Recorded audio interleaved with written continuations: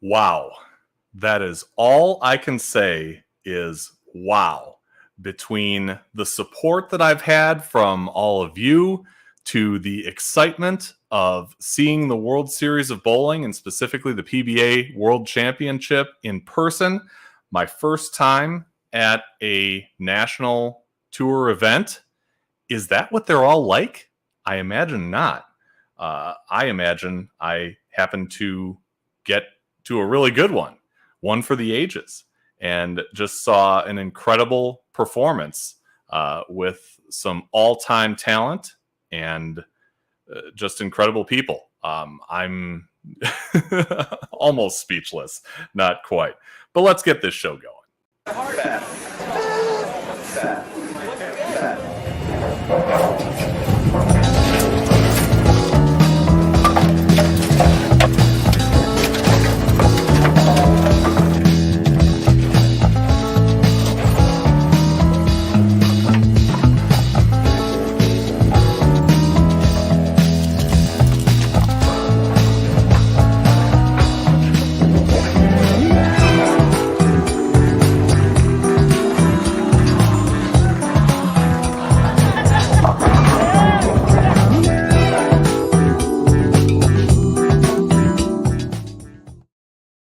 Well, good Tuesday evening, everyone. Welcome to another episode of Bowling with the Pfeff, a platform for you to share your unique bowling story live on our YouTube channel. I know there are a bunch of you, at least I hope there are a bunch of you, who are new to the channel and are maybe checking it out for the first time. We've had an influx of subscribers since my weekend at the World Series of Bowling, the PBA World Championships. So welcome. For those of you who are new to the channel and just checking things out, if you haven't yet, I would encourage you to subscribe and click that notification bell so you can be among the first to know when we post new videos and go live for the first time, or weekly, I should say. We go live. We do it every week. We have new guests, and it really runs the gamut between professionals, former pros, Hall of Famers, and ordinary league bowlers and people who are just passionate about the sport. Like I said, this has been an incredible week, really, on the YouTube channel. As you can see, lots of content there for you to enjoy. Among the videos that I've posted, some of the eliminator rounds from the World Championships, a couple of player interviews mixed in there, and some more in-depth interviews. One with Kyle Troop and Jesper Svensson that went up on Saturday. And more recently, one with Andrew Anderson. That one just came up this afternoon. I want to play a little clip from that one. At the end of that interview, I asked him about his thoughts on Milwaukee, which is, of course, the home of World Series Bowling 13. I'm a big fan of Milwaukee for a multitude of reasons. When I first got here, I decided to go see some friends at some smaller centers, and you guys still have like multiple 6-8 lane centers. I love that. You know, a bowling historian in me is like, wow, this is awesome. I went to Holler House, absolutely incredible. Man, you guys just have so much history here, especially from bowling. So we should always come back here. We should always come back to the places that have supported us for so many years. Yeah. They should always come back to Milwaukee. At least I'm a little biased when I say that because Milwaukee is my hometown. But yeah, just a big thank you to Andrew and all the other folks who were willing to come talk to me, say they appreciate the content, do interviews, and the folks with the PBA too for the access, from John Weber to Mike Jagabowski. Tom Clark sneaking in on a vlog style video that I did. Really all the folks from the PBA just were really welcoming, and it made it really easy and a lot of fun to cover that event. And a special thank you to Trey Henriksmeyer. I don't know if you caught that, but in some of the interviews, you can hear Trey asking questions. He was there, and I asked him to hold on to a microphone for me so I could interview some of the players after each block. Trey is from the Eau Claire area, which is where I am. He's 16 years old, an incredible bowling talent. I really hope he'll come on the show someday and tell you about his bowling story. because I think you'll really enjoy it. And if you haven't heard of him yet, just wait. Give it some time. You will, because he is doing great things on the lanes.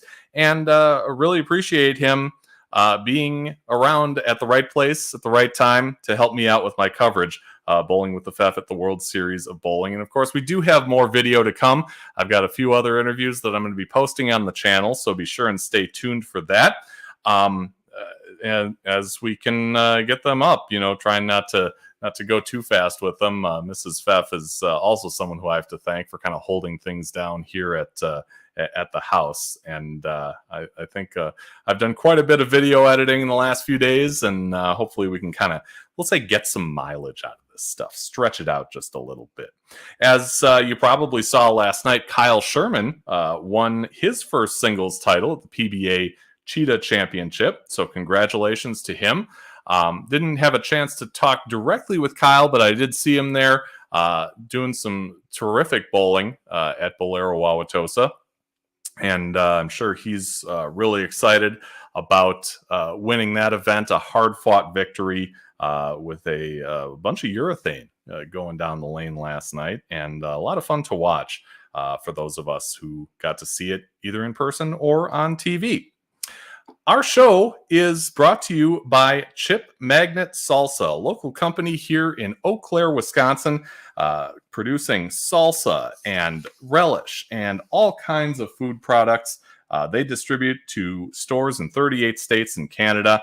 If you are in Utah or somewhere else where Chip Magnet is not in your local store, be ready. Go to chipmagnetsalsa.com. Check it out. They do deliver, and it is a fine product. And I'm not just saying that because they support the show and have from the start, but they are ready to take your order. Chipmagnetsalsa.com. Chip Magnet, raise your snack standards. Well, we have a terrific guest coming on today. He has done just a wealth, a ton of things in bowling, in the industry, in coaching, in equipment, you name it, he's done it. His name is Steve Kloempken, and he is joining us from Pleasant View, Utah. Steve, did I get that right? And I should probably bring you on the screen here before I start talking, right? Yeah, you got it right. Pleasant View, Utah. Yeah. It's the home of Storm Bowling, VP of Product Development at Storm, and this is a rather new position for you. So congratulations are in order. It must be great to be advancing through that company. Yeah, thanks. It is cool. I mean, one of the neat things we have, and one of my responsibilities over the years, I've had a lot of different positions at Storm. It all started back in the Storm booth in 1996 in Salt Lake City, but among the other things we were looking at, and I've worked closely with R&D for a long time. We have a lot of great folks there that design weight blocks and help develop new cover stocks and stuff like that. And I love evaluating them and testing them because I'm a bowler myself, and that's one of the fun parts of the job. So being able to have a real hands-on experience with okay, what does the industry need, ball motion wise and reaction, what do people want, and because everything changes so quickly in our sport. I mean, you talked about lane conditions and types of oils and patterns, and you talked about there being at the World Series of Bowling. I mean, how much do the lane conditions change while the pros are competing there? Across a 6-game block, it's amazing. So you have to have the right equipment, you have to have the right skills and tools, in your bag that help you, conquer any kind of lane condition. So being able to develop those new products on the ball side is cool, and then also helping out with new bag designs. There's a lot of cool stuff with different fabrics and different features that people don't even really think about that go into it. Even just for have like little oval bolt on the zipper pulls, for example, on a bag. I mean, there's just lots of details. So I get to go and kind of get my hands in, real deep with this new position. So yeah, I appreciate that. Thanks for mentioning. Yeah, you bet. Want to say hello to some of our viewers who are joining us live. Jonathan NG says hello to me and you, Steve. Derek Michaud, hey, my friend. Thanks for tuning in. And Rocky Harrison, our regular viewer from the Milwaukee area, sees that I am back at home. You got it. I had a blast in Milwaukee. It's like I said, my hometown. Always love going home. spending a little time with Ma Fef, although she really kind of saw me in between, editing videos and driving back and forth to Bolero. But, and Rocky also wants to know, is this the Steve who worked with the Storm X Factor Ace? Because he loved that ball in the early 2000s. Yes, that is myself. And I still have some of those original videos. It's kind of funny you mentioned that, because I remember that was, we did a video project with Jeff Carter. And that was where we really started to explore some of the differences with layouts. And there actually was, I don't know how many of you remember, but Bill Vint actually had an article in American Bowler magazine, went out to every ABC member at the time. It was right when it was transitioning to USBC. And we had some different articles. We had 2 of them exactly that were in there on understanding the differences in the layouts. And it featured the X Factor Ace. What happens when you put the pin closer to your axis versus one that's a little bit closer to your ball track, or, closer to your kind of your grip line, and then something in between that creates the most amount of flare. And what happens to your ball is going on, and how do you know when to use what? That's the other real big part of becoming a high caliber player. And Jeff Carter was on our staff, and he was in our videos. And I have some of those original ones. It's kind of fun to go back and look at some of those videos from 20 years ago. There's lots changed, right? Not just in us, right, Fef, how we looked 20 years ago versus today, but even just looking at, even the video quality or the themes and the music stuff, it's just kind of cool. That's why I do love the history of the sport. And that's doesn't go back generations going back to the Ace, but it was the X Factor Ace was a fun project. Yeah, now I'm starting to wonder if you were able to hunt down some 20-year-old pictures of me. I don't know. That might be, I don't know. I might feel sorry for you if you did. So you're in this job as VP of Product Development, and this is kind of a strange time for one of your products. As we know, the Storm Spectre is in the news in bowling circles a lot right now. Yesterday, USBC said on their Facebook page that they had revoked approval of the Spectre and removed it from the list of balls approved for USBC competition, effective yesterday, the 14th. It says the revocation came after USBC determined through its spot checking procedures that a significant percentage do not meet the minimum 73D hardness specification in the USBC equipment specifications and certifications manual. So Storm posted after that that they were notified, and rest assured that Storm will stand behind their products and take care of customers as they have done in more than 30 years of business. That Storm is working through the situation and will share the process for those who have purchased a Spectre soon, and that they apologize for any inconvenience that this may cause loyal Storm enthusiasts. Yeah. So where do we stand? Is that pretty much I guess the most recent developments? Because we've had a day and a half now since then. Yeah, no, that still is the most recent developments. I mean, one of the biggest things we're trying to do is work through the different scenarios or situations. Some people, for example, may have bought a Spectre and not had time to have yet had it drilled. Some, say if they bought the ball online, or if they bought it from the pro shop and they just haven't had a chance to, get the holes punched in it yet. And then there's other people who have had their Spectres drilled, and then they're, kind of like, well, hey, what do I do now? Some people, bought them from their local bowling center where they can just go right back in there. Other people may have bought them while they're at the tournament, for example, and they're out of state.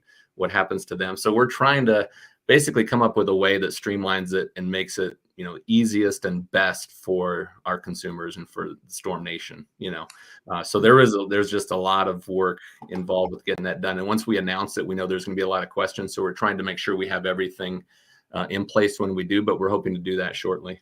Sure. Would you say right now this is kind of a time for fact finding for you guys, or is this a deal where you've got all the information you need and you just need some time to kind of sort everything out the right way? Well, I think there's two things, which is there's one, you got to, from the customer service standpoint, right? So we have to make sure we take care of our customers and make sure they're a lot of them are loyal to their brands. If you look in their bags, they have all Storm equipment, maybe a couple Rotogrip balls or some 900 Global balls. But then, there's also the other thing you have to look at too, which is how and why did this happen? In terms of saying, these balls in USBC's eyes say it doesn't meet the requirements. In our eyes, we say it does meet the requirements. And so what's the difference? Why is there two different scenarios? It's kind of like you go outside and one person says, you look up in the sky and says, oh, the sky's blue. The other person says, you look up in there and they say, no, the sky's orange. It's hard to describe or say exactly what and why is happening, what's happening right now. But yeah, our first commitment is to take care of our customers. And then there'll be some other stuff that will have to happen, parallel with that to try to figure out why is this happening. So we make a lot of bowling balls, and believe me, we don't ever intentionally make any that don't meet the specs. So we know what the specs are, and we feel that our processes and our equipment, our materials, our quality control is second to none. So we're doing the best we can to deal with the situation, but we don't want to get hung up on that side of it and then not take care of our customers. So we're focusing on that first. Sure. And then, when something like this comes about, all of a sudden the haters come out. The conspiracy theorists are abound. Was there a snitch? Are other companies testing Storm's equipment or vice versa? Is there any good way for you guys in the company to handle that? I mean, it's a lot of noise for sure, but it's noise directed at you. Yeah, it is, and there's going to be, some people, take Pete Weber. When we put him on staff, people were like, oh, I hate Pete Weber. He's so rude on TV and outrageous. There's some people that love and hate certain people, and certain people love and hate certain brands. I'm of the opinion there's a lot more people that love the Storm brand for everything that we do for the industry, support tournaments and support bowlers and support bowling in general. But yeah, if somebody, wanted something to say, oh, look at Storm's doing this or doing that, and based off of what you see or read or hear, you might say, oh yeah, that's absolutely the truth. If you don't like Storm and then you hear somebody else says, oh, well, I heard this, it's kind of like, you have a tendency to latch onto that. So, but there's a lot of people that are defending us as well, saying, hey, we know that Storm is a company of the highest integrity and isn't doing anything intentionally to try and, go around, kind of skirt the rules, so they publish the specs, we meet them, and that's kind of where we're at. Yeah. Does this make you either take a look or change the process of, looking at whether other balls make the specs, either in development or after the fact?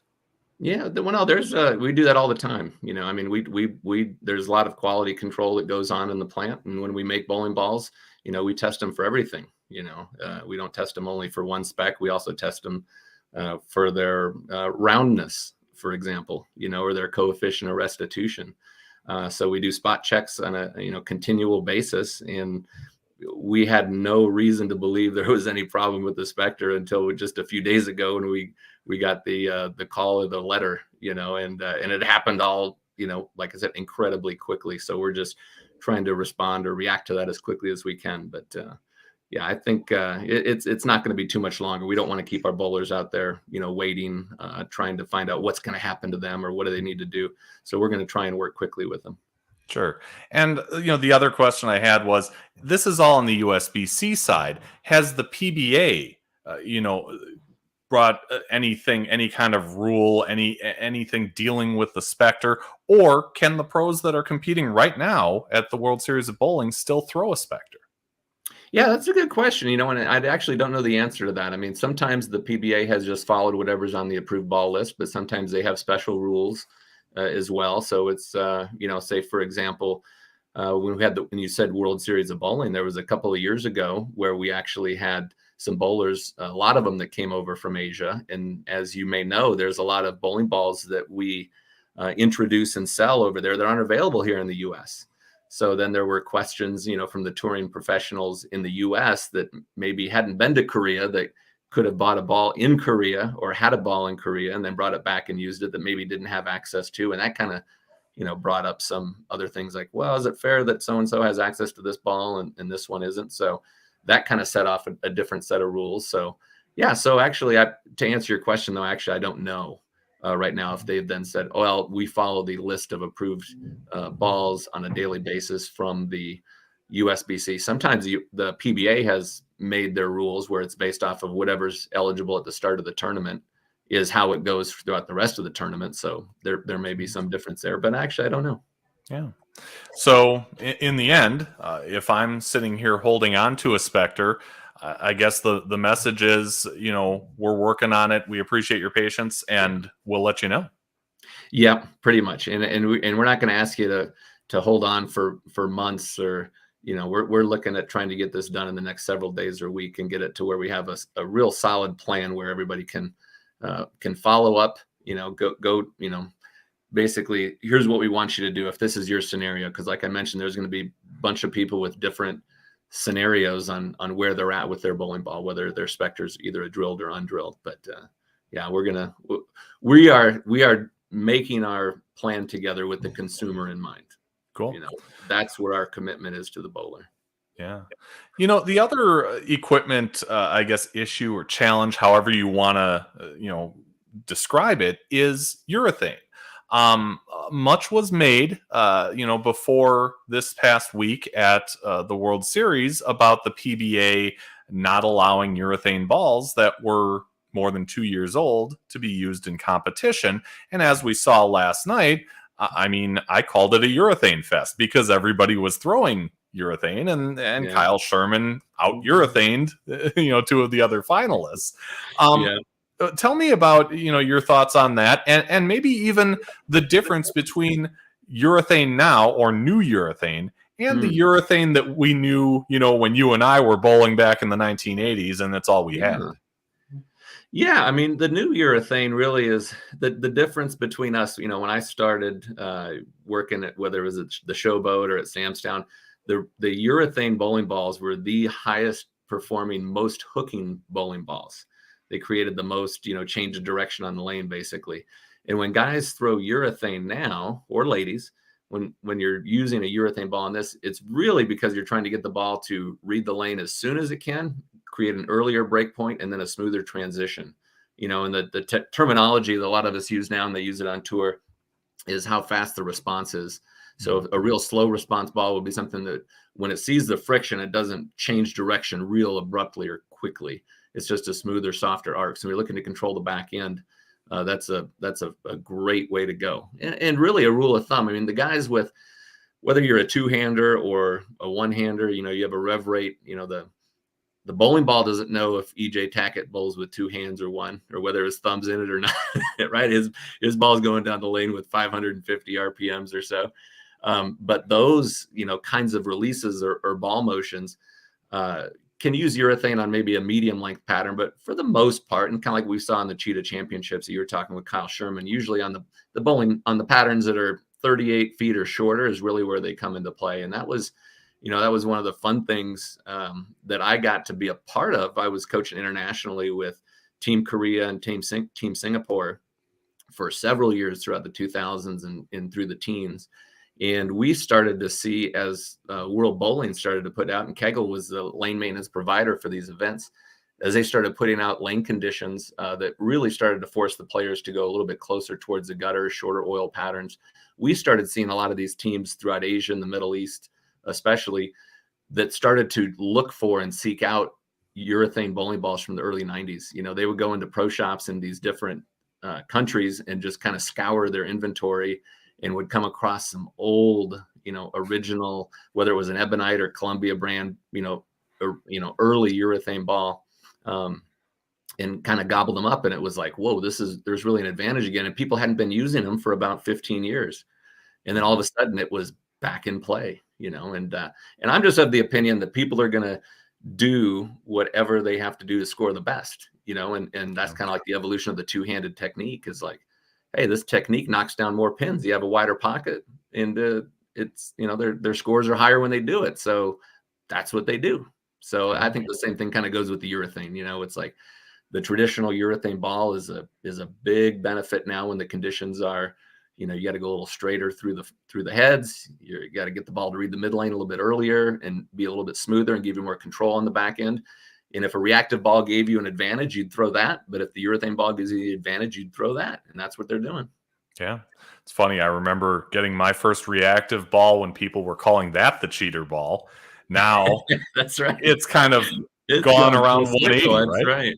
Yeah, that is funny. And that is, I don't know if you remember that or not, but when we did see the very first reactive ball on TV on the PBA tour, it was in Torrance, California. And that's where a lot of the guys that were on the PBA tour, there was only a limited amount of those balls that were available, those Excaliburs. And the ones who were either on staff with other companies, or if they ran out of the stock, it was like, hey, you're cheating. Look at that ball. That ball is ridiculous. You can throw it right at the gutter and it comes back every time. And it was confusing too, because it was all of a sudden a ball that was like, going back to our urethane balls, the balls that hooked the most were the dullest balls you could see in solids. They weren't shiny pearls. The shiny pearl ones were only made for dry lanes. Right. And then all of a sudden it just totally changed the sport forever. Yeah. Guys like Mark McDowell, Pete McCordick. Yeah. Throwing that Excalibur. I sure remember that. That's right. So let's go back to a time before all this resin versus urethane nonsense, when you started in the sport of bowling. Tell me about, kind of the circumstances, the how, the when, the why. Oh yeah. No, it's kind of a cool story. And I'm sure a lot of people have sort of similar stories, but I was a kid, and I enjoyed playing soccer. That was kind of my sport growing up. And then there was basically a league. My mom was a secretary for it, the Showboat in Las Vegas, and needed an extra bowler, just as a sub. So, and I think I was 11 maybe at the time or so. And I joined an adult league before I joined the junior league. Oh, wow. And at the time I was a soccer player and I liked watching Pele, right? So I was like, oh, I'm going to be a pro soccer player for sure. Little did I know I'd be way too slow and way too small to be a professional soccer player. But so I just joined the adult league. I remember my mom said she had heard that, well, if you join an adult league now, you can't ever, earn scholarship money or bowl as a junior and stuff. And I was like, I'm a soccer player, so doesn't matter. I'm just bowling as to do. So I did that for about 2 years or so. And then after a while, it was like, whoa, I started really liking bowling. And so then I basically had to kind of make a decision. It was like, wow, do I try and spend more time on this versus soccer? The Saturday morning leagues were the same time as the Saturday morning soccer games for kids, right? And so we actually had to, in Milwaukee, right? So we had to actually put a formal letter, send it into the American Bowling Congress in YABA, and see if we could get their approval to get back my youth eligibility and explain the circumstances. And then they sent back a letter, I think it was in 1984, that said, okay, we understand the circumstances and you can commit back to being a junior, join youth leagues and move on from there. And then, and then there you go. And then, so then I just kind of really got into youth leagues and bowled on Saturdays. And then I bowled the singles Wednesday afternoon youth league, which was like the one for the better youth bowlers, and started finding the local tournaments and that, other stuff as it came around. But yeah, no, it was great. It was a lot of fun. Early Vegas. This was long before they had developed all the big casinos on the Strip area. They just didn't have the whole south end of the Strip wasn't developed, and they hadn't built some of the other bowling centers either too yet. This was when they hadn't built the Orleans yet. It had just built the Gold Coast, and it started to there was just a lot of bowling centers around there in Vegas at the time that are there no longer, and then there's lots of new ones that are there now that weren't there at the time. So yeah, that's interesting that we essentially started juniors, you and I, in the same season. I started in 1984, but I'll tell you what, I had some great coaches growing up. I didn't have John Johnson in my neighborhood to coach me. No, tell me about how that came about for you. Yeah, and that's just a super fortunate thing. That's like, how would you ever, because I remember when I was going there, and Don Johnson taught at the Charleston Heights Bowling Center, which was a 50-lane center, and he had lanes 49 and 50 set aside for giving lessons basically every day of the week. And I'd go there. I'd usually get maybe 2 lessons a month, maybe 1 a month. But go there, and then there'd always be somebody before or after me that was from South Africa or from Finland, or somebody that had flown halfway around the world. And I rode my bike with my single ball on my shoulder, on the back, rode my bike down to the bowling center to get my lesson because we only lived 2 miles away. Yeah. So how fortunate is that? I mean, it's just not going to happen. Super, super rare circumstances, but extremely lucky that it was right there for me. So. Yeah. I'm interested to know about the development of your physical game because I've seen you in plenty of videos, and it just seems to me like your balance is a little bit better than the others. Your swing is a little more fluid than the others. Your follow through is just a little bit more precise than the others. Are those points of emphasis that Don or somebody else really drove into you? Yeah, it really was. It was Don Johnson was my first coach on that. My next coach was Bill Hall. He was the one who really kind of elevated my game tremendously. You know, with Don, I probably got lessons from him for about maybe 6 years or so, maybe 5 years. You know, but there's only so much you can do with somebody who is just basically learning. You know, just the fundamentals. You know, and when I went to Don the first time, I was averaging about 110. You know, that was my first season. I was like, oh, I want to get better. And but then once I had the certain skill set, which was definitely, you know, the fundamentals, Don always liked to teach the power game. He was one of the first ones on it. He called it the urethane release, which is what he started to see the players on tour doing, which was, you know, at the time, all the other coaches were always teaching that you had to have a follow through with your wrist, you know, release it and you didn't cup it. And Don was starting to notice that there was this uncupping motion where you were taking and releasing the ball. And that was actually creating more revolutions for the players that were doing that. And at the time, everybody there was a lot of wrist supports that were just a real stiff back. And the only way, you know, we were taught to like lift with the fingers. And he was like, no. You don't want to lift with the fingers. You want to uncup and kind of push with the heel of your hand to get the ball off your hand and to get it rolling. And so that was really, really cool. But yeah, but between Don and then Bill Hall, you know, Bill Hall always emphasized using your core. He'd always say your biggest muscles are going to be the most helpful to you, which would be your legs. And so you got to use your legs when you bowl. So he had me really working on my knee bend a lot more at the time to generate power. Whereas a lot of people just think power, they think about their wrist and arm and shoulder.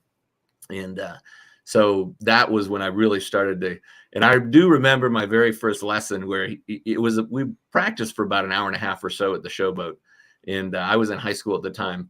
And I remember he said, now be ready when I see you tomorrow, you're going to be limping. You're going to have some sore legs.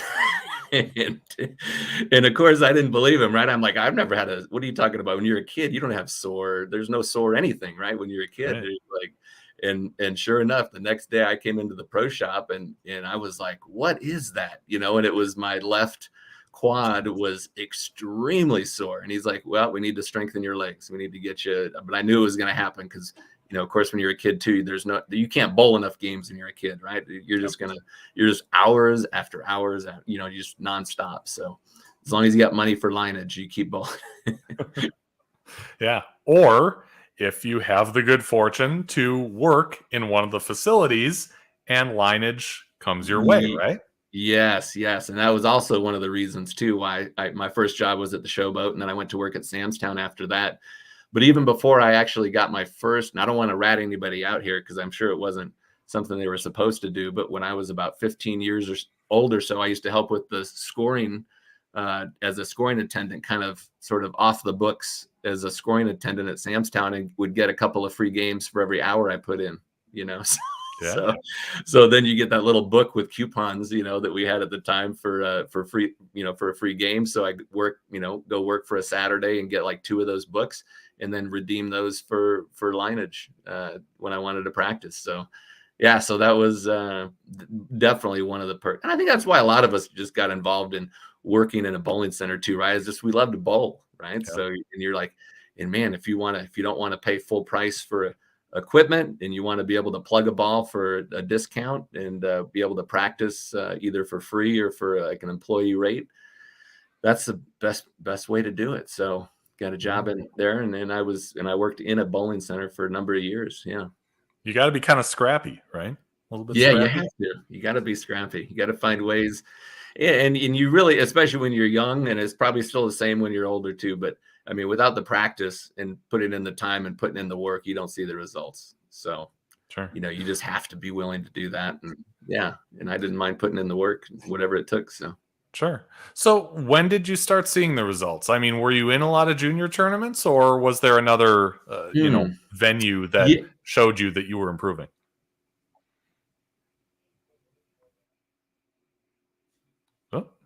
Still there?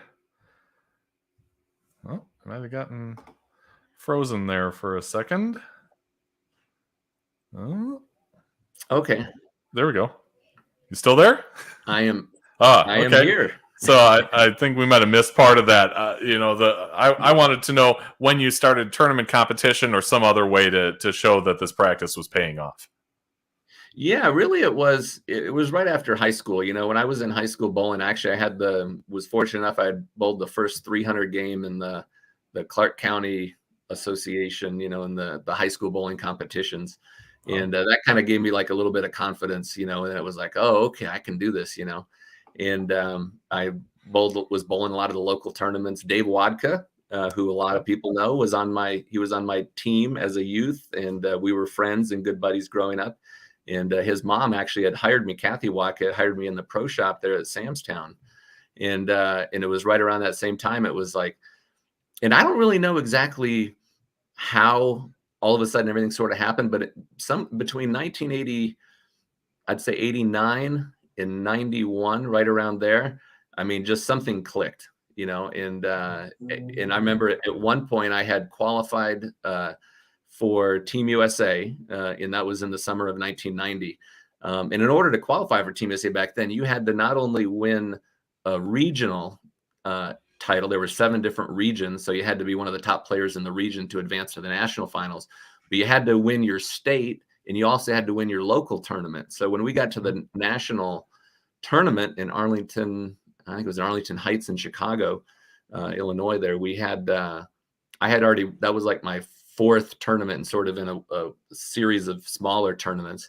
And then had qualified for the team and made the team. I was super excited, of course, as you would imagine. And then 3 months after that, I finished 2nd in the Mega Bucks tournament in Las Vegas, the American Dream Classic. And then all of a sudden it was like, whoa, okay. I mean, that's against all the, top amateurs from around. They had about 700 entries. And I finished 2nd when and only a couple months after I'd turned 20 years old. Wow. And so then the kind of that bred some, again, I think it just breeds the confidence, that all of a sudden you're like, oh, okay, I can do this. I'm at a little different level. So then you compete again. And it just ended up being that, once I got on Team USA and competed in a bunch of tournaments there, and then went on to Wichita State. And that was kind of where it was. But it was really funny because it did, literally I made Team USA 2 years before that. I was a much, much, much lesser skilled player, but I absolutely loved competing, so I practiced and practiced and practiced and bowled as many leagues as I could and as many little local tournaments as I could. And then all of a sudden it just all at once, it seemed like it all kind of came together. But it was that, like you had mentioned, the fundamentals. I never was like a high rev power player, but I had always had lessons that had always focused on shot repetition, understanding and reading ball motion, and knowing how to change your hand and release and speed and alignment and all that stuff in order to maximize your, carry percentage. And that had just kind of really sort of fit my personality and fit me very well. And I just loved it. And that's the stuff I still do today, still work on that stuff that, flexibility and strength and stuff to try and hit the line and maintain balance. And if you're bowling against guys, that have 500, plus rev rate, and you have 300 rev rate, well, okay, well, I need to be a little bit more accurate than they are. I have to be more consistent with my speed, or I got to be smarter with my equipment choices. You can still beat them.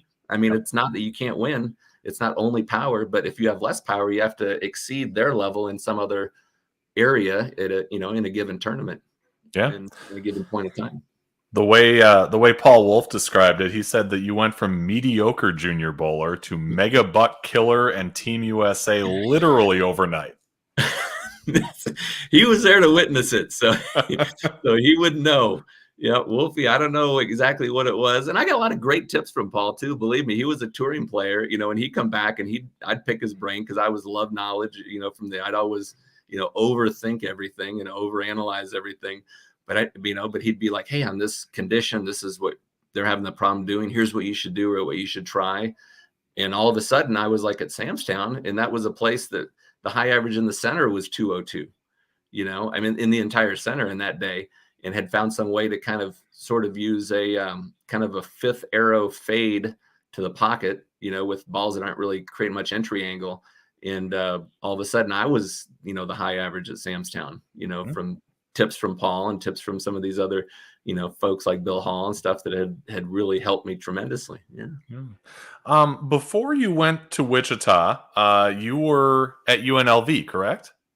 I did. Yeah. I went part-time to UNLV, and that was part of the thing with Team USA is, Gordon Vatican was the coach on Team USA and was the head coach at Wichita State for a long time. And when I was talking to him on Team USA, he was kind of like, well, what are you doing? And I'm like, well, I work full-time in the pro shop, but I'm also going part-time to UNLV trying to get my degree. And he's like, well, how many classes are you taking? I'm like, well, I got, one this semester, but last semester I took 2, and I'm not sure with my schedule next semester if I'll be. He's like, you're going to be going part-time to UNLV for the next decade trying to get your bachelor's.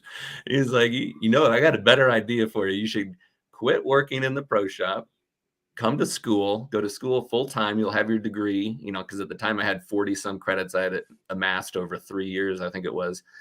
And you come here, get your degree, you'll be done in 2.5 or 3 years, and you'll have it. And then you can go back and you can either work in the pro shop, you can go on tour, you can do whatever you want. You got some freedom there, but you really should stop this UNLV part-time gig, So that's what I did. Did it take him some effort to pull you out of what's referred to as Mangia court? I don't know if it took a lot of effort there. It was kind of funny because that was where myself and a wide variety of a number of different roommates I had over a number of years. I don't know how I was like the last man standing there, but I was when I left for Wichita. Let me help describe this through Paul. He says that Eric Handegard, Jimmy Johnson, who is Don Johnson's son, William Decken, Brian Alpert, him, all either lived there or hung out there at one time or another. It was a literal animal house. That's a good way to describe it. I can tell you, if there was, and this is no lie, I remember we were so happy when one of our roommates had moved in. Because they had actual furniture. They had a sofa, like a real sofa. And before then, we only had like lawn chairs. We had like 2 folding lawn chairs in the living room. And yeah, the other fun part is it was only about 5 minutes from Samstown or 5 minutes from the Showboat. So there was a bunch of kids that used to come and bowl.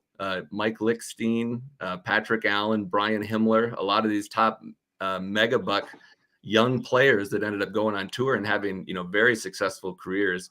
They'd be like, hey, you got space? I can come crash at your house. They'd be there, bowling tournaments and going back and forth. But yeah, this was, as you could imagine, this was Animal House is a good way to, it was kind of a bit of that.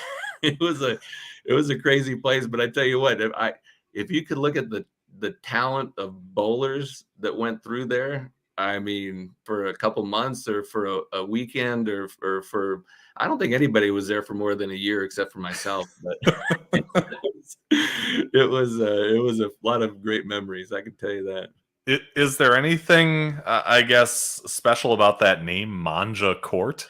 Well, that was the name of the street. Yep, that was it. And it was just a little cul-de-sac, and you'd pull in, there was 2 houses on each side, and then there was a cul-de-sac with 3 houses around the bend. And it probably was a good thing that it was a cul-de-sac, because usually when you have like 6 or 7 different cars always parked there, at least if you're out of the way of the normal flow of traffic, it's not quite as big of a burden. And that's kind of what we had. We sort of had a collection of there. Plus, of course, at that age, it was like, okay, not only that, but then like I think a couple of us had like a motorcycle, maybe a 4-wheel drive, either a pickup truck or a Jeep, or just a random vehicle. Or if somebody moved out and they were like, I just can't get my car right now. Well, just leave it on the side of the house over here. It's fine. We actually had a couple of different times. John Handegard, man, he had actually, when he was bowling and competing on the tour, he'd come back and his son, Eric, lived in our house for a period of time. And even after Eric had moved out, he would just park his motorhome on the side and live in his motorhome on the side of our house too. So, I mean, it really was, we could do a little documentary on Mangia Court, I think. Yeah. John Handegard, another tremendous physical game. If you haven't seen video of him bowl. A great stylist and perfectionist. Yeah, he's something. Yeah. With all that talent, young guys all in the same place, I got to ask, did you bowl action? And if so, do you have any good action stories? Oh, we bowled a lot of action, and usually we bowled as doubles partners, and some Jimmy Johnson and I bowled a lot of doubles matches. Brian Alpert and I bowled a lot of action as well. They had a lot of singles matches, and there was usually some kind of action.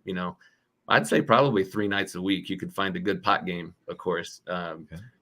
Showboat, a lot of gambling in Vegas, in the casinos and stuff. And I think I just kind of sort of bled over into a lot of the action that we had on the lanes too. And there was a lot of kind of make or break. So the one thing that I will tell you this one story, and this one I was just, even going back on it, thinking about it right now, I can't even really fathom it because it's such a different approach than I would have. Like, I'm a pretty conservative guy. Mm-hmm. I mean, I kind of fit into the Utah kind of mentality as far as that goes. Like, I don't take a lot. I'm not a big risk taker for the most part. But I can tell you, Dan Nadeau, he won the high roller in 1991, $200,000, biggest mega buck tournament there was. And we actually had bowled that season afterwards, 91, 92. We bowled a Mirabelli Classic League on Thursday night there at Samstown. And he had bowled with a guy named Frank DiFilippo. And he was from the Northeast. And he always had he had a lot of cash on him at all times. He was a gambler. He liked to gamble on himself. And he said he would back Danny against me in singles, head to head for the season. We ended up being 1-2 for the whole season in average in this league. And it was, I think it was an 18-team, 5-person. So we had 90 bowlers in the league. And there were a lot of really, really good players. But we actually bet at the time, we bet 100 a game and 200 on series. Each of us, I swept Danny once, Danny swept me once, but was actually betting more in one night for the entire season than my take-home paycheck was for 2 weeks for working 40 hours a week. I just can't even imagine it, but that happened. And when you lost a little bit and you're losing half your paycheck or your entire paycheck, as it did happen once, that stings. But I think that's one of the other great ways that kind of teaches anybody how to become a better pressure player.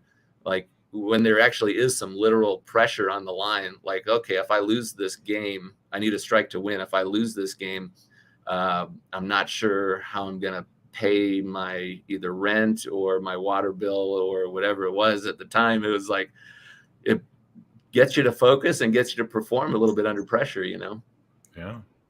So from Las Vegas, you make the move into, the heart of America, Wichita, Kansas, and you go on this incredible run that includes Team USA, an Eagle, and 3 consecutive national championships with the Shockers. Take me back. What was that like for you? I mean, that's got to be, one of the best runs of success anybody has ever had in the sport. Yeah, thank you. And that was, it's something that's kind of hard to describe, but I will say that, one of the things I was really proud of was, 3 consecutive national titles. And at the time nobody had ever three-peated. And I was the only one that had been on the national championship team. So it was like, wow, I just had the first, and I didn't realize this till years after, the first three-peat ever. When we went down and bowled in Tulsa, Oklahoma in 93 for the Open Championships, we had set the all-time team all events record. And it's still 3rd as of today, the 3rd highest team all event score of all time. And it was, when we got done bowling, it was like, we just got done bowling and didn't have anything. There was no goal other than just like keep throwing as many strikes as we can. And I remember when we got done and they came out from the, the press there, the ABC, the guys that came back from the office and said, oh, we got to take your picture. You took over the lead in this and do a little story. He's like, hey, you guys just set the all-time, it's been 90, I think it was 89 or 90 years of competition. Maybe it was a 90th because 2003 was 100th. So 90 years, you get the highest team score in the history of this tournament for 90 years that it's been in existence. And it was like, it was incredible, but it was just like, you don't really realize it while you're doing out, so you kind of get in this sort of state where you're literally, everything else is blocked out, and you're just, the only focus is on striking. And that was incredible. Made Team USA, in 94 while I was there in Wichita. So I was the second time. And it was in 95 when I was a senior there. Also, I finished second in another mega buck tournament at the Super Bowl high roller. And I was one frame away from winning that.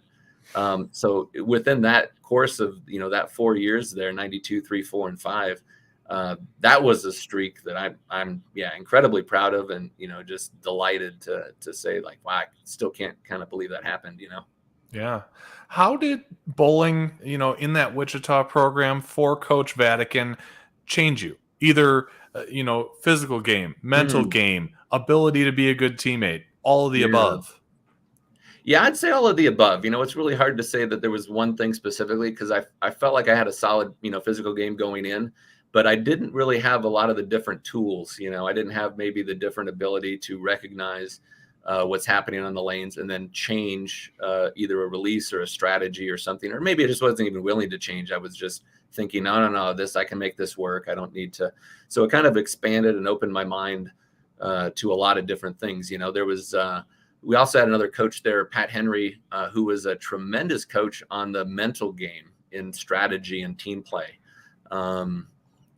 Without him and Coach V knowing that kind of information and knowing the ability, like, you can kind of tap into your mind and sort of elevate your performance without having any, because you have the same skill set going onto the lanes and competing, whether you have a good frame of mind or a positive attitude or a negative attitude. It's kind of like where they say, like, you think you can, whether you think you can or you think you can't, you're right, either way, and he was like, hey, you guys can do this, and knowing when to say and what to say and how to say it in the right way.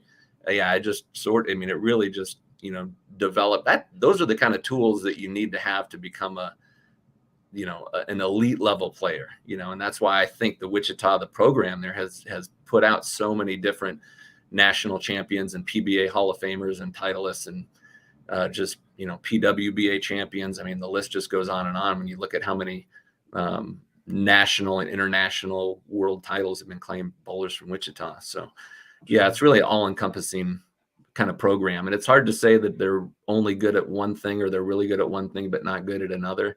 It's just kind of being fully immersed in an entire program and just kind of living and breathing it every single day is kind of what they do. Yeah. There was no option for practices, like whether you are or aren't going to show up. It was like, no, you build your class schedule around, you're going to be here from 1 to 4.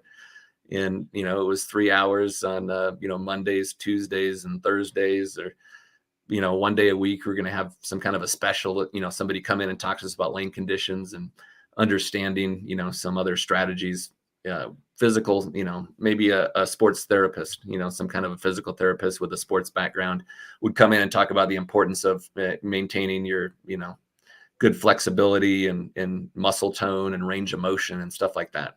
Yeah. And it'd be all different topics all the time. So it was just it was a great experience. I loved it. I loved college bowling. Sure.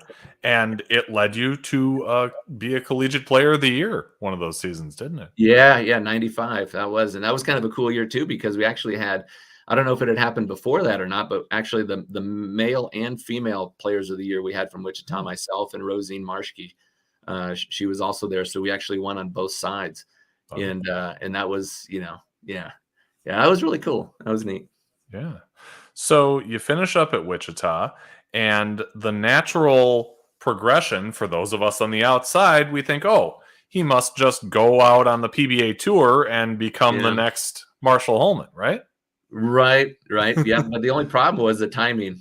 So if you kind of go back and you look at the PBA tour, I mean, there was a little bit of a gap in time where if the PBA tour, I think, like even when Paul was on tour, Paul Wolf, you're looking at the late 80s, early 90s, there were a lot of tournaments, there were a lot of sponsors.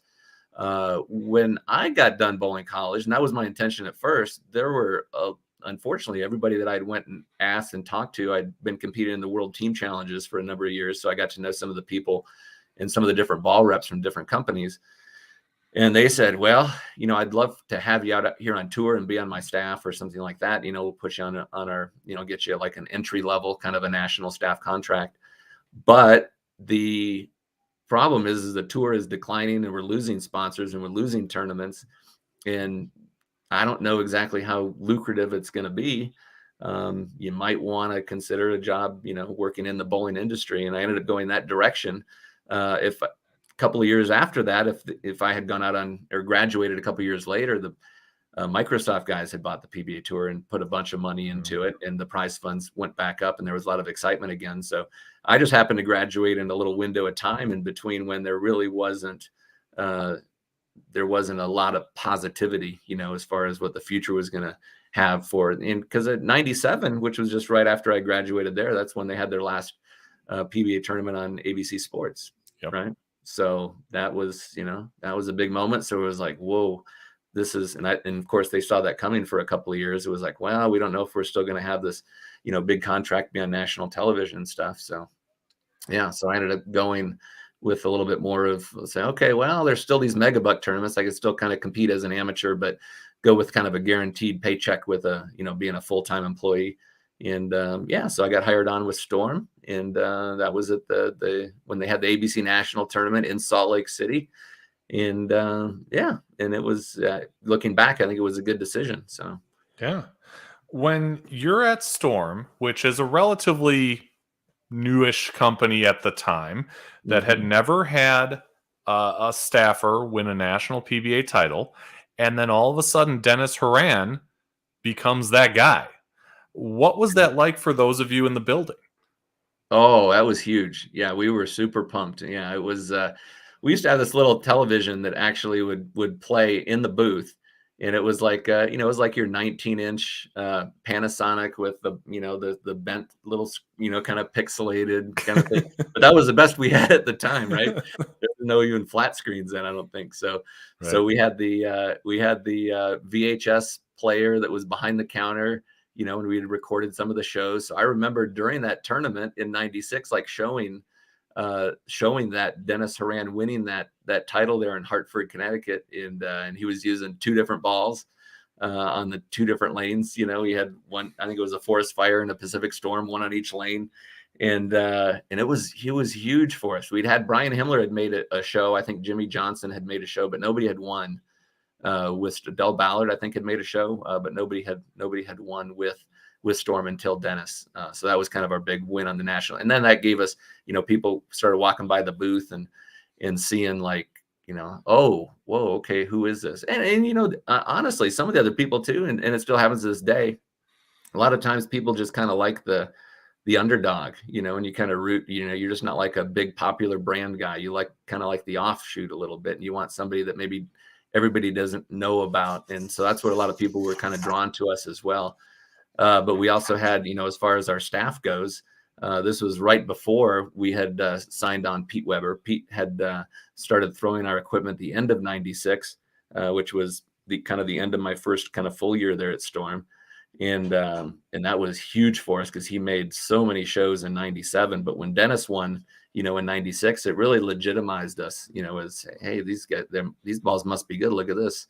This guy's on tour throwing it, and not just throwing it, but they're winning with it. You used to be able to get anybody to throw anything because there'd be a big incentive for using something. You just post an incentive in the paddock, say, okay, use this ball on TV. And a lot of times guys would just throw that ball that they hadn't thrown all week because there'd be a big incentive on it. And sometimes they bowled well with it, and sometimes they didn't, But when people saw it on ABC Sports, it was like, okay, Storm's the real deal. Yeah. What about, creating the next generation of reactive resin Storm bowling balls? I mean, you're not going to sit here with a Forest Fire and a Fire, for years because you got to keep up with the Joneses, right?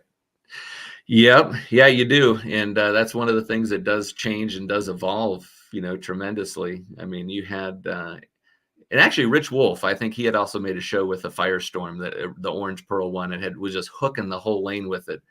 And that was a great exposure for us as well too. But yeah, when you go on tour and you go out there and you see, one of the other advancements and changes that also helped push us, and when I worked at the Storm booth in '98, we had made all those shows already in '97 with Pete Weber, so the bowling world was more aware of us as a brand. But they also had started to bring out the proactive urethane, which was the Brunswick.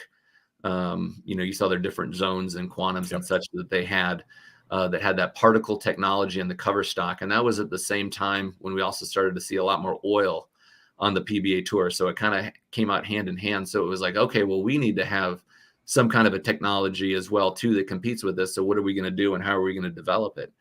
And so some of that came about, too, from, you see the change in the lane conditions. And when you see guys on the PBA tour with big rev rates throwing the balls, 14 miles an hour and the ball skidding for 50 feet before it starts to change direction, that, okay, well, we need to find out what we're going to do. So now you get to the, kind of get to the drawing board a little bit. So, and in those early days, it's like, okay, well, what can we develop that's different and unique when we don't really know exactly kind of what we're up against, or we've never put this material or this product or this additive in our cover stock. We have no idea what it's going to do, how it's going to perform, or how it's going to process, or how it's going to change something in the bowling ball. So it was really just a lot of that kind of, I don't know if you'd call it like just kind of being in just right, say kind of getting your hands dirty, just kind of like, you just kind of put this stuff here in the cover stock, mix it up, let's see what it does, but it's just kind of that ground level, kind of blue collar work kind of thing. And you're like, no,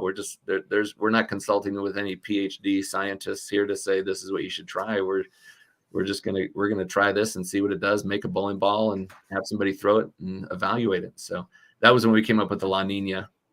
And that was a very popular ball on the PBA tour for a number of years.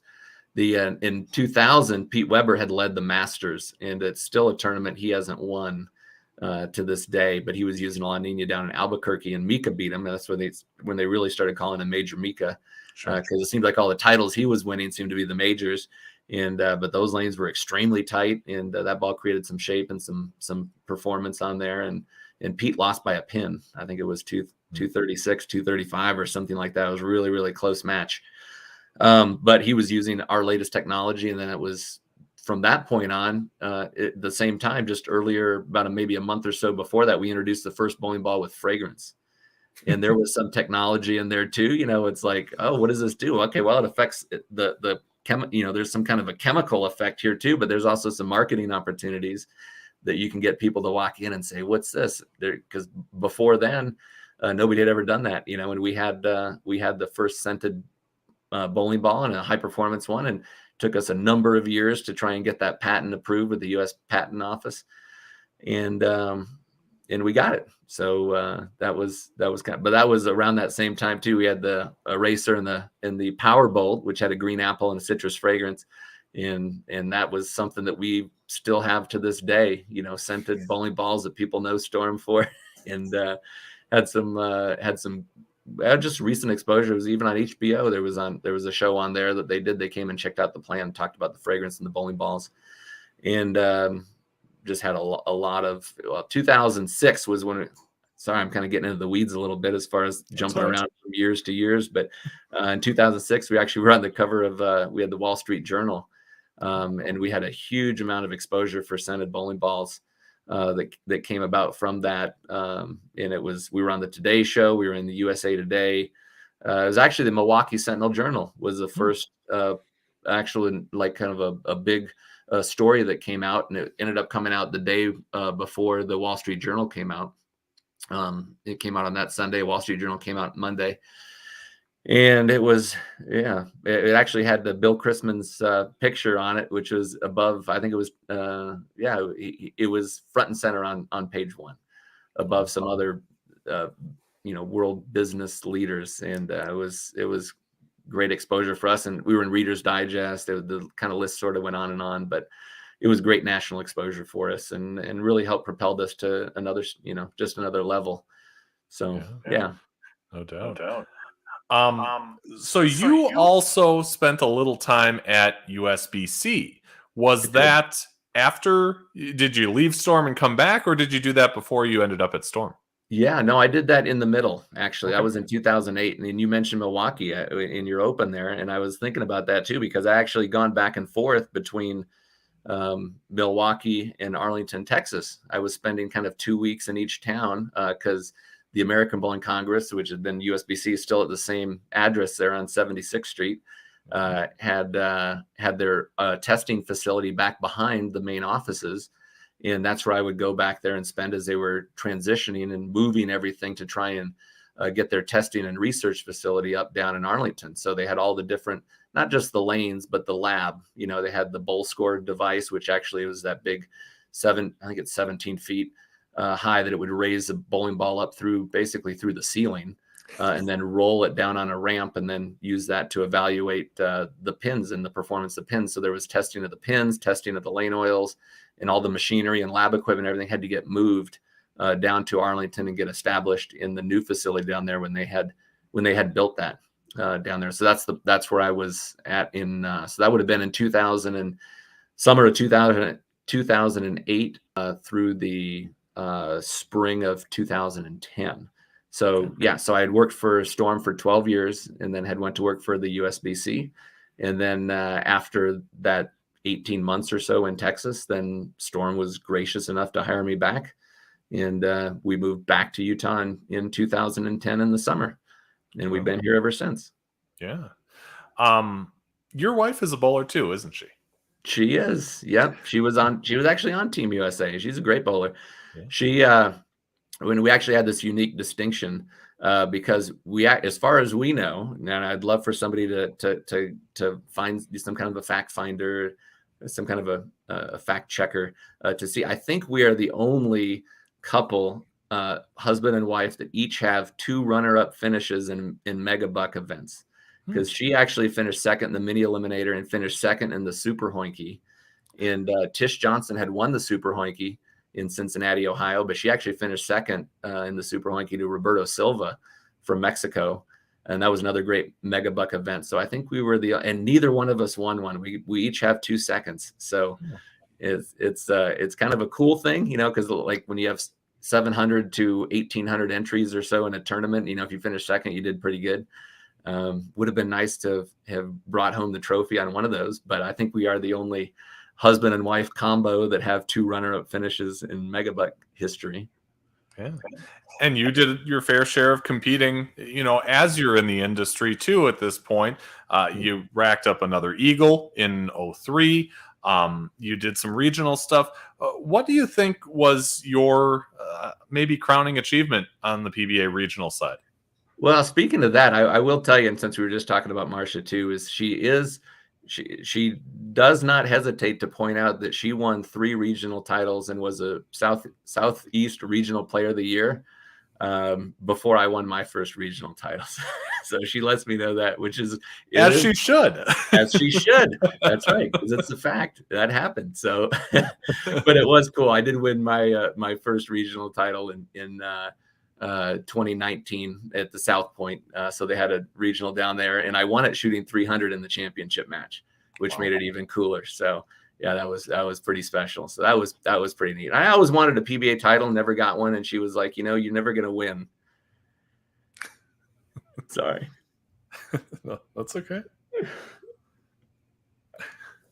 Sorry about that. I kind of stopped at a weird point because she didn't say you're never going to win. She said you're never going to win if you never bowl any.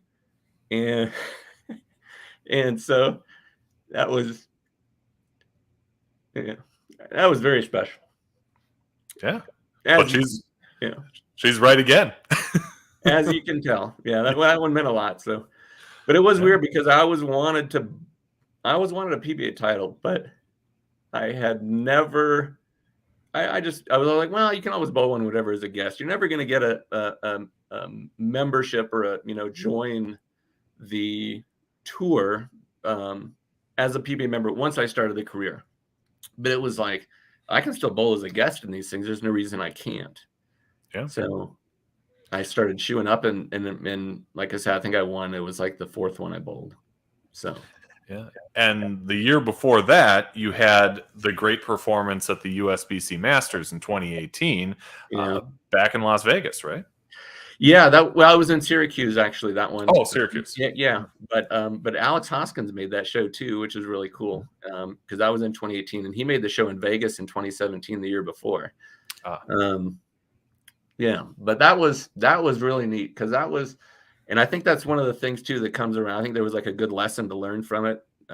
Because when I went there to the Masters, it was really the only thing I had to set in my mind was like, I just want to get out of the office and just bowl. I was like, when you sit at a desk or you're grinding away your computer, as fun as it is, still working in the bowling industry, it's still like there's still a little bit of you that wants to compete and get out there. So I was like, well, I'm going to go compete. There's no chance I'm going to beat Simonsons and Belmontes and these kind of guys or whatever. But I'm going to get out there and just kind of compete in a tournament for a little bit. So it kind of came as a total, like a kind of, I'd say a surprise, but it kind of came as a bit of a surprise because I was like, there's just really no reason I should be, I was 47, I shouldn't be beating guys half my age that are doing it for a living, but I did, I made the show and finished third. And I could have and should have beat Alex if I didn't have a bit of a brain fart there where I just literally just kind of lost my concentration or focus in the middle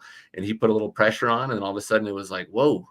And that's, that's kind of what it is. That's kind of the cool part of competing on the PBA tour is there is, kind of gets back to the action play where you got to have your brain tied in because you don't really gain or lose physical skills while you're competing there in the tournament. But, you can, lose your focus or have exceptional focus or commitment for whatever that is on that day to recognize exactly what's going on in the lanes and what it takes to win. And if you can dial in all that stuff, that's kind of what comes back from what we were talking about from Wichita State, dialing all that stuff on, right when you need it.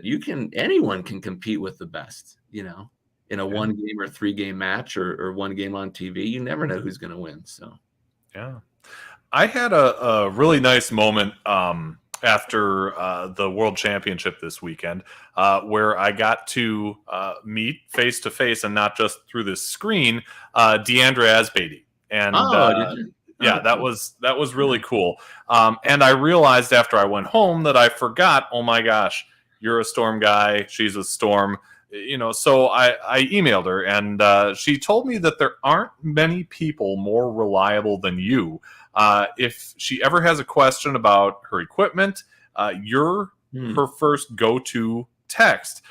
She said that you usually text back within a half an hour and that she's so appreciative for your willingness to always be available and supportive. Life gets busy, as we all know, but there's got to be, some special meaning there if you're doing that consistently, right? Yeah. No, Deandra's great. She, we worked together for a number of years there doing the college bowling department together. And and she is fantastic. So she always gave me and gave Storm a lot. And so I always kind of felt a little bit of a duty to kind of, give her the same sort of, I don't say like reliable service or whatever, but, I felt like it was, hey, that's the least you can do, right? She's working hard for you. You can work hard for her and kind of reciprocate. So, yeah. And I've known her since she was 14. I think I met her at the Team USA trials in 1996. Her sister, Cassie. Deandra was there with Cassie when Cassie was bowling, and she just went there. I think it was to watch. I don't think she was even competing in that tournament quite yet. Or if she was, it was her first year. And of course, she was on Team USA for, I don't know how many, 15. I don't know how many years she was active and competing on Team USA. But I met her back when she was still in, I think it was 8th grade or 9th grade, maybe at the most. And so it's kind of like, hey, this is, I've known her for 25, some years. So, it's fun to call her, not just a coworker and stuff, but, call her a friend. And plus she's a World Hall of Fame bowler, So when you have somebody like that asking you for advice, hey, you got to be pretty humble in that fact too. Hey, somebody cares that she's a World Hall of Fame bowler and she wants to know what I think would be, the right ball choice or the right layout or the right surface on something. Hey, that's kind of an honor, Yeah, absolutely. Yeah. You have this string of podcasts that you mentioned at the top of the show that you now used to do with Tim Berg, above180.com's Tim Berg. You called it the Storm Collegiate Spotlight. I asked him about, working with you and things like that. And what he brought up was, your passion for Wichita State bowling, which we can see because you've brought it up a number of times.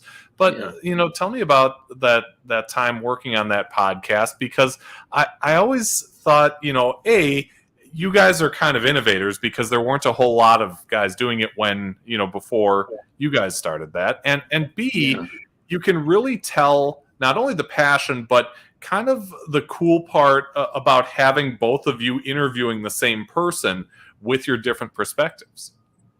Yeah, that was fun. I mean, we started doing that back in, I want to say it was late 2013 or so. I mean, we did it for about 8 years.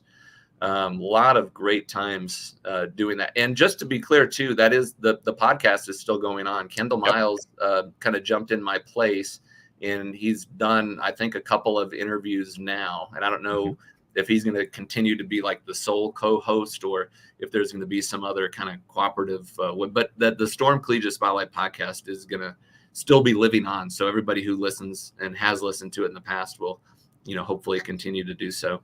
But yeah, no, that was a neat thing. In Timberg, I mean, I think there were some podcasts around back then, 8-9 years ago or so, but it definitely hasn't taken on the life that it has in the last recent years. So it was kind of neat to have an opportunity to get in there and talk to some of the great coaches and former collegiate players. And, there's a lot of the winners on the PWBA and PBA tour that had ties to college bowling. So we would get on there and discuss and learn a little bit more about them, find out kind of, it was an opportunity to not only help promote college bowling, but also just to kind of learn what does it take to be a champion on the professional level or at the collegiate level, or even what's the best way to find the right school for you. I mean, there's so many bowlers that compete in whether it's junior gold or the Storm Youth Championships or, just in their local, there's a lot of opportunities now. I mean, with NCAA, there's a lot of bowlers who you don't have to be the best bowler in your state to get a very substantial contribution to help pay your college tuition, which is expensive nowadays, right? So, so we tried to promote that fact as well too. Like, but how do you find the right one? Like, let's say you're interested in it, and so we had a lot of great resources in there, and it was fun interviewing different coaches and industry folks and players as well. And there was a couple college players that were the national amateur champions that were just crowned this last year from the Gold Coast. We had them on at least to kind of talk about their, what that meant to them and what their ties were. One was a former player from Robert Morris, who was competing at the same time. Trent Mitchell, he was competing at the same time. He had Matt Gasson, and you had Marshall Kent and Cameron Weir and some of the big names. And what's it like to be that kind of a player? And that's what happens when you go to Wichita State or you go to Nebraska, or you go to some of these other St. Ambrose standout programs. You might be the best bowler in your region or in your school at a lesser college that doesn't have quite of all the accolades. It's attracting all of that. And how do you balance and decide, like, well, do I want to go to this school and not get to compete as often as maybe I'd like to? Or do you want to start as a freshman and compete in every tournament your whole year, but maybe you don't have the resources in the program there to help back you up and help develop your career? So, what kind of questions and answers do you get from looking at it from that perspective? So, yeah, there's a lot that goes into it, but man, that podcast was great. And I loved every minute of it because I got to talk to so many different great industry people and bowlers and athletes and coaches and just people that have been involved in the sport in all different levels. And it was a blast doing those. Yeah. A lot of us in the sport, we love the sport for different reasons, but I think the common denominator for a lot of us is the relationships, the long-term friendships and things we have, through bowling that if not for bowling, we don't have those relationships. Right. We've mentioned Paul a number of times, in the show, and he told me that his kids all in their 20s now still call you Uncle Steve. Yeah, exactly. Or Uncle Stu. That's the other way. It's either Steve or Stu. I got a piece of mail once and it said Stu. So that name kind of stuck with his wife, June, called me Stu ever since. So we always laugh about that. But yeah, they still do. And that's exactly right. I mean, that's one of the cool things with our sport. There's like the competitive side of it, which is I consider bowling is kind of like golf in terms of you can do it forever. You can do it for a long time. Even if you're not going to be as good a bowler in your 70s, you can still compete and still bowl in leagues and still bowl in your city tournament and do that stuff for a long time. You're not going to be playing football in your 70s, right? Right. So that's kind of the cool thing with that. But then you also have the same thing. You're going to find people that you meet and know and love from all over the place that they're going to be your friends. That's one of the big things about the college bowling. Everybody talks about that.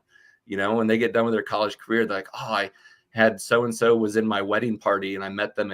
They were on my team, And so that's the other cool thing that's like, yeah, this is another reason that makes it so great and why we should be talking about it and promoting it and doing our podcast and sharing just what a great experience you can have in college because of the friendships and relationships you can create.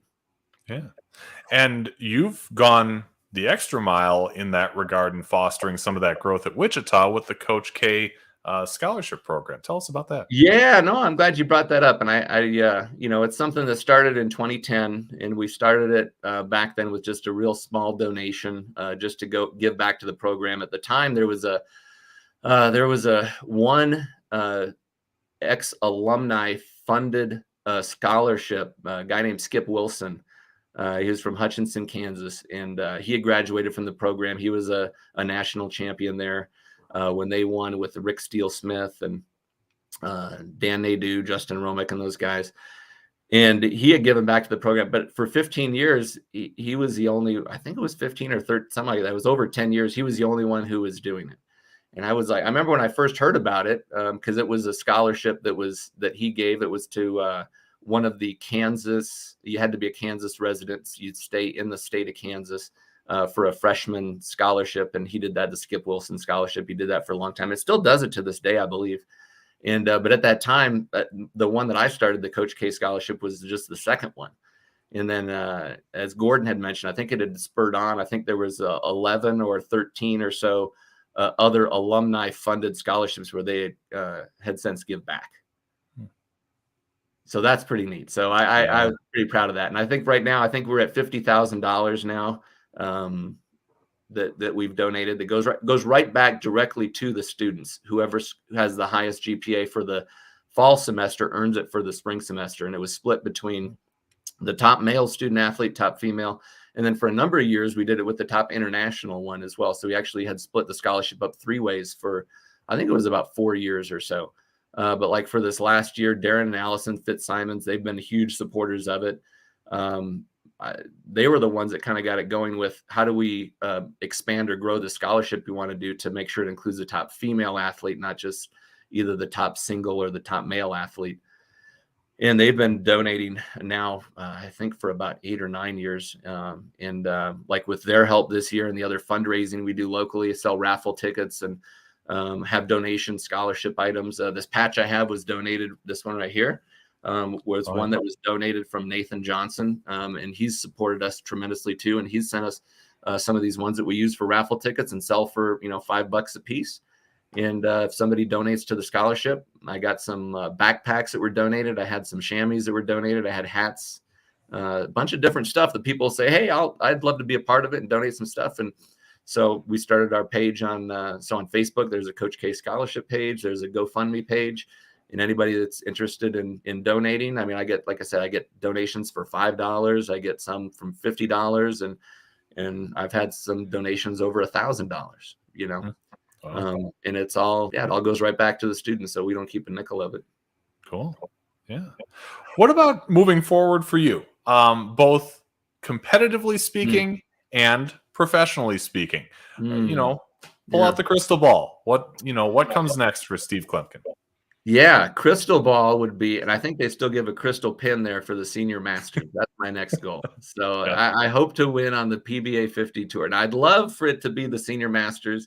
I'd love for it to be a senior U.S. Open title. I'd love for it to be a standard PBA 50 title or even a PBA 50 regional title. Whatever it would be, I want to have something like that on the shelf, on the mantle, for example. So hopefully it is I bowled really good last year in the senior masters, and I loved it. The competition and stuff. The one thing that's kind of cool about that you don't get on the PBA tour. You strike, like you walk off the other guy gives you a little fist bump or something. They're, it's more casual out there. There's still the competitive juices are still flowing, but it's Right. like, you bowl a good block or you have a, hey, nice, nice bowling. Hey, you want to go grab a cup of coffee or something, and it's a lot, less, you're not bowling to make your mortgage payment, kind of a thing. So, but believe me, everybody out there still wants to win. You saw Tom Hess win, and he beat Chris Barnes, and Pete Weber was on the show. I mean, these guys, not only are they absolutely fantastically talented, but they still have the drive and commitment to win. I mean, believe me, it would be extremely tough, and I'd be very appreciative, and it'd be very fulfilling to win on that level. So hopefully that happens. But if not, I am going to compete. I'm not gonna just say, hey, I want to win, and then not enter the tournament, which is what I was doing for a number of years. And professionally, you just keep chugging along at Storm, right? Yeah, just keep chugging along at Storm. Like I say, they've been good to me, and I like working and giving back to the sport of bowling. So working at Storm gives me a very good opportunity to do that. And I feel like that's a good way that I can serve the bowling industry and the whole bowling community itself. So, if it's developing a new a ball cleaner, even something like that just, man, somebody wins a tournament and they're like, man, that's the best my balls performed. We had and I'll give a kudos to Hank Boomershine. He was out there, he was coaching the Korea national team, as was I, for a number of years, and he was noticing there were these little leather towels that the Koreans would use to clean their bowling balls, and was like, man, that's something that would really be helpful. And we noticed that it made a bigger difference on urethane bowling balls than it did reactive bowling balls at the time. So that was one of those things that it was like, hey, we should get this. So we kind of worked through the product development process. And that's something that, almost every scratch bowler you see nowadays has one of those on the rack when they're bowling a tournament. They'll have a chamois, not a microfiber towel or a woven towel. There'll be a couple of people that kind of still stick with that, but majority of them have chamois. So that's going to be the kind of stuff that I'm doing more so now, more entrenched with developing those new products like that. So you never know when that new idea or that new product's going to help. I mean, there's always new core designs and cover stocks and stuff that I'll be a part of, and enjoy being a part of developing those new things. And you never know when that next kind of sort of technology breakthrough is going to come as well. So, but like I said, it could be something as simple as could be a ball cleaner, it could be a surfacing pad, it could be something that all of a sudden everybody's got one, and you're like, whoa, that's cool, I was a part of that. Yeah, for sure. And Hank, along with Lindsay, have been the subject of an off the sheet challenge from long ago. Brent Prentice actually challenged them to be on this show. So hopefully they either see this, or maybe you can give them a nudge, because I never give them a little nudge. Yeah, exactly. I know where to find them. So there you go. We have a ton of comments here that I want to get through. So let's start up with that. Let's see. Rocky, who asked you about the X Factor Ace, said that he threw 275 with that ball at the Peterson tournament when it was Hawthorne Heights, Illinois. Wow. That might be the highest game ever bowled there. That is yeah, because now that's in Wauwatosa at Bolero. Yeah. Peterson. Yeah, wow. That is that's incredible. I can tell you. And I haven't competed in the Peterson in a while. I had 1 year where I shot 1,500, and I was, I felt fantastic about it, because that, it was in like 40th or somewhere around there for thousands and thousands of entries that they had for that tournament. That is people might just say, oh, 279, you see that every night in league or whatever. But at the Peterson, you don't know how tough that is. I mean, you probably do, Pfeff, and I'm sure Rocky knows how hard it was. I only know from secondhand, because I've never bowled it myself, but one of these days, I'll get down there. That is something. The first year I bowled was a 35th in Archer, and that was the old Peterson. It had the narrow steps, about 25 steps you had to take to go up. And you had to pay a guy $5 to watch your rental car, $10, so it didn't get stolen or broken into. And that was the first year I bowled, and I only got to bowl 1 year there at that location. But that was really, there's some history right there. Yeah, no doubt. Yeah. Eric Michaud asks, did Randy Peterson give you a cut of his winnings since you made the X Factor? He used that ball to win the 2002 Pepsi Open. The answer to that question is no. Randy did not give me a cut. That was a neat turn. I'll tell you what, though, what was cool about that tournament is we actually had our very first ever, and people are familiar with them now, matchmaker events, right? So you go to the bowling center and you get to try all the different Storm equipment. You have different interchangeable thumbs and fingers that we put in, and then you can try them going down the lanes. We actually were in Tacoma, Washington, and it was the very first one we ever did. We brought in about 20 Storm employees from all around the country to fly in for this one event to see if we could do it. And we actually had promoted it in advance with Peter Somoth and Somoth's Pro Shop there. And he had pre-drilled, I think it was 163 X Factors when they came out as part of this promotion. We worked with them on the lanes. If they didn't like the ball, they didn't have to buy it. And everybody but 3 of them bought the ball. And here's the kicker. We were down there on the lanes with them, with the X Factors, when Randy Peterson was up on the telecast bowling, because I think it was on the West Coast. I think it was the show started at 10 a.m. or something like that. Oh, okay. And it was while we were on the lanes doing our Storm's very first matchmaker ever, Somoth's Pro Shop, with 160 some X Factors that ended up getting drilled and sold that weekend. Man, if that isn't good publicity. Yes. Yeah. And I think that was half of it, is people that were on the fence looked up at the TV, saw Randy, winning the PBA title with the X Factor right when he came on with Storm, and it was like, okay, I'll take that ball. Yeah, it was great. Yeah. Derek wants to know, would you consider putting someone with a lower average like myself on staff?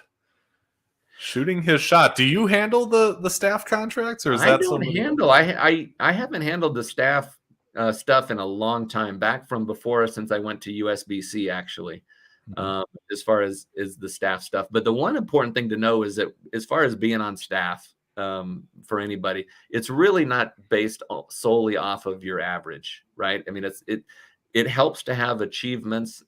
It helps to have some kind of, either local titles, regional titles, national titles, that kind of stuff. But it also is a huge thing to have some kind of ability to help promote the sport at the local level. So if you are the type of person, that is connected to the bowlers in your bowling center, it doesn't mean that you have to have the highest staff. If you have a good way to connect with our bowlers locally and help spread the good word for Storm and recommendations of somebody that's a good go-to, example I give you on a different level, but John Jowdy, I mean, he was the national tour rep for Columbia. Nobody ever saw him bowl. He had long stopped bowling, right? But I mean, he identified and saw the talent there, and was a huge key success in the success of Columbia back in the day.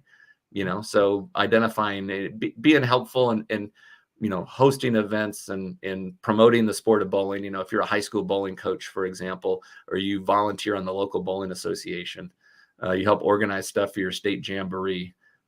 These are all different things that go well beyond just what your bowling average is. Yeah, I know Derek is he runs an internet country radio station. So, hey, cool. one listener at a time, right? There you go.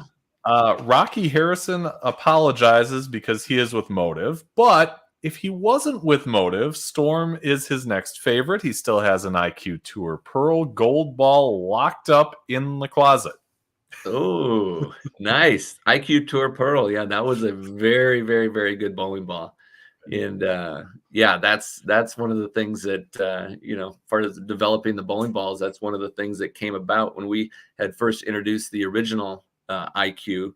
We also came out with the tour version, which was the lower flaring version of it that had a different cover stock. And of course, any ball we introduce, we think is going to be very well received. It's going to be the ball, right? If we didn't, we wouldn't develop it and make it be so. But that IQ Tour, all of a sudden it was, within about 6 months, it was like, whoa, this IQ Tour was the ball that everybody had to have in their bag for their arsenal. And it's still being sold today, 9 years later. And it's still highly sought after. And if you go to collegiate nationals or sectionals or open championships, something that has an arsenal that's limited to 5 or 6 or 8 balls or so many of them will say that that's the ball that they build their arsenal around, is IQ Tour. So, yeah. Nathan Johnson, I think you brought him up. Hey, Nothing like starting young. I'm not sure what point in the show he brought on, but hopefully he's still on. Maybe can elaborate a little bit. AF, who has some great initials, wants to know if they're talking about the Spectre, and Rocky told him we already did. If you watch this on replay, you can see right at the beginning. Derek says Mika coined the name Major Mika in 01. The 2000 Masters was Mika's first show. Ah, nice. So, cool. Thank you for clarifying that. Yeah. Richard wants to know, why are these softer balls disqualified from sanctioned tournaments? Do they provide a player an advantage? How does it affect ball motion? Well, in general, I mean, it's hard to say that it's the exact same thing across the board. But typically bowling balls that are harder just have a smaller footprint. So if it's a stiffer cover stock, when it goes down, any ball is going to skid through oil. There's not, and there has to be a certain amount or a thickness of oil. But if you have a bowling ball that is softer, generally is going to have a wider footprint. In the analogy that you can think about it, it doesn't matter whether it's urethane or reactive or polyester. I mean, they were soaking bowling balls in MEK or acetone to soften the cover stock. It made the ball hook more. But basically what it did is, when you do have a wider footprint, it's just like you watch NASCAR or something like that, and you're looking at the tires, and there's no tread, there's no grooves to kind of whisk the oil away. It's just all about traction with the dry pavement. But what happens if it hits a little bit of oil or water on the pavement? It becomes extremely slick, right? But as soon as it catches a dry pavement, then it goes, the tire will want to go, and the car will want to go the direction which the tires are rotating.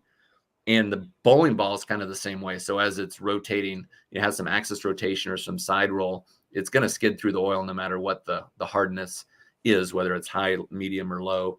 But as soon as it hits the dry boards, it's typically going to respond more quickly to it. So that's what ends up giving you more change of direction. And if you have more change of direction, typically you have more entry angle, and that's what helps your pin carry. Yeah. Jonathan NG says that he was there when you bowled the regional, had the hot hand all day. That was a good day. I would like more tournaments to be like that, right? Don't we all? It was And sometimes you get dialed in, and sometimes it's your execution. Sometimes it's just the way you see the lane and the oil pattern and your some days it all just matches up better. And some days, like I said, you're just trying to unlock that code, to success. And that day, everything was just matched up just right. And I saw the lane right way and made the right adjustments and switched bowling balls and went from urethane to reactive and changed angles and all that good stuff. And that was a great day. That's for sure. Derek remembers that show as a great show in 2018, the USBC Masters. You had a heck of a match with Joey Pants on that show, if I recall. I did. That was a wild one. And just to recap it quickly, but I had the left lane on that show. I was using two different balls, two different phase twos. And the reason I had used that was because the two lanes were just playing differently. And the left lane was tighter, especially if you got it going a little bit to the right. So I was trying to use a ball that was just duller, basically, and something with a little bit more stable layout that I could go a little bit more direct with and not have it come offline. So I had the front four, and then I threw one bad in the fifth and went high. Well, I struck again on the right lane, got back on the left lane. I was like, okay, well, that one I just got left. I got to get it going a little bit right. So I 2-8 10th. Then I struck on the right lane, came up in the night. And of course, this is all while I'm up. I had like a 40 pin lead, then a 30 pin lead, then a 20 pin lead. And it just kind of was going away quickly, right?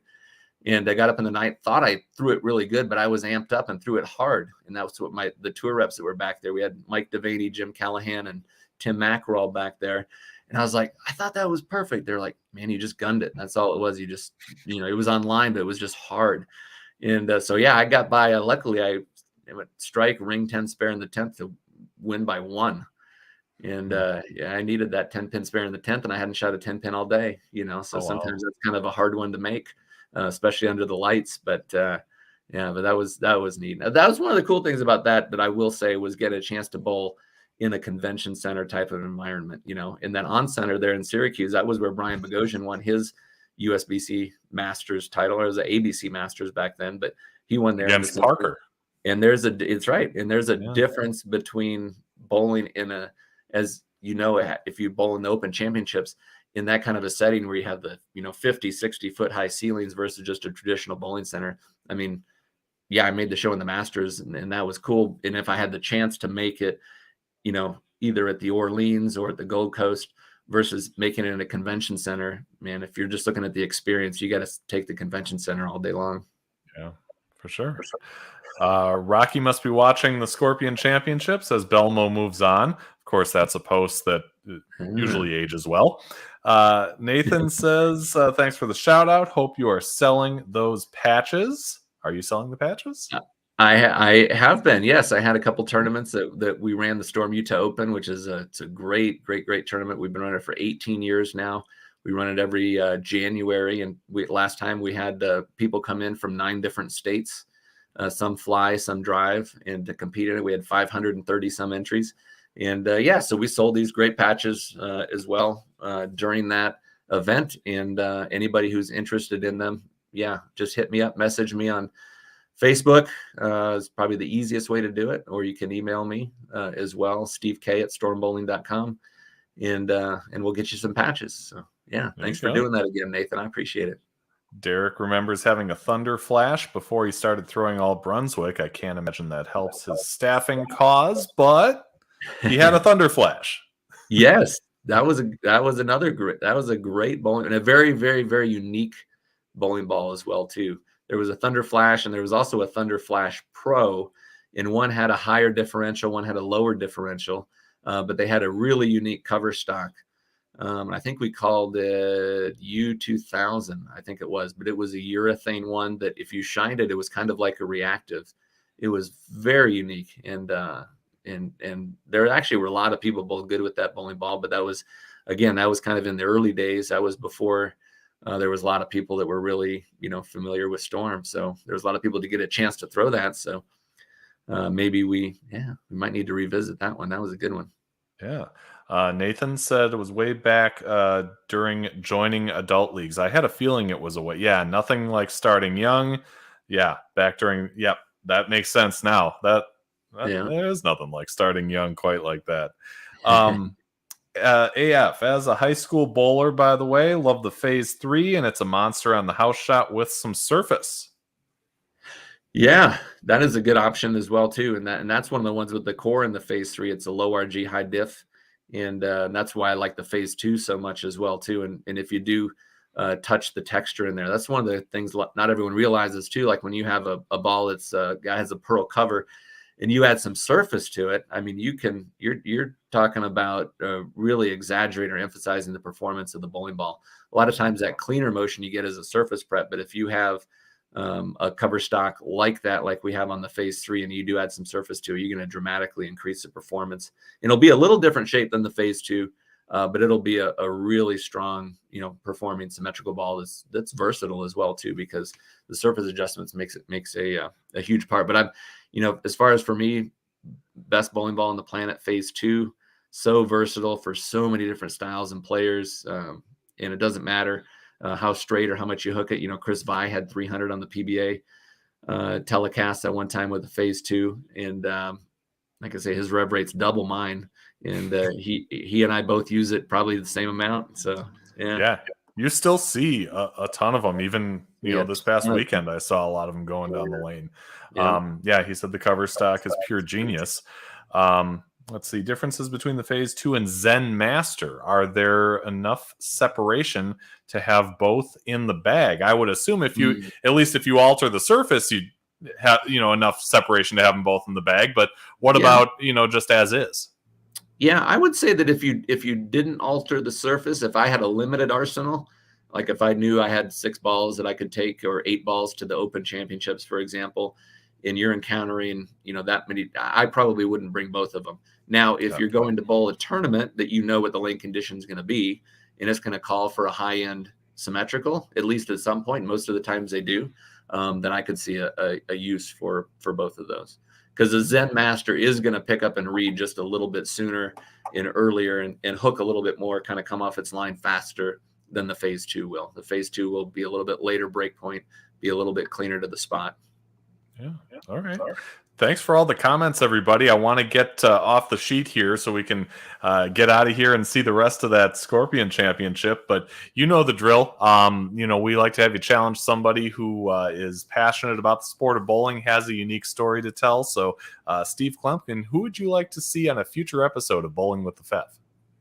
Yeah, I'm going to, and I don't know if you would guess this, but if you did, you probably, I wouldn't be surprised if you did, but I'm going to nominate Coach V.